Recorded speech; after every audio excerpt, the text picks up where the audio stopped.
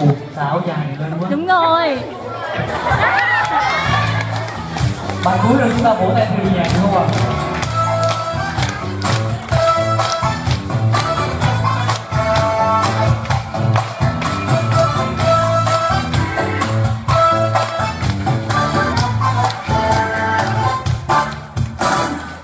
Mỗi sáng thức giấc vẫn thấy chỉ riêng mình ta, tiếng hót thanh thoát của những chú chim vượt qua.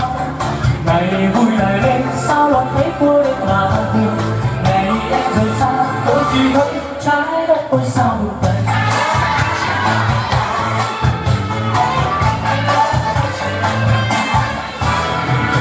Xuống phố mong thấy thấp thoáng dáng ai vượt qua, cứ ngỡ mong dáng mái tóc ngát hương người xưa. Thì ra mình say đến ngược bóng sáng xưa trở về. Chiều đông người qua sao chỉ thấy trái đất chỉ riêng mình ta.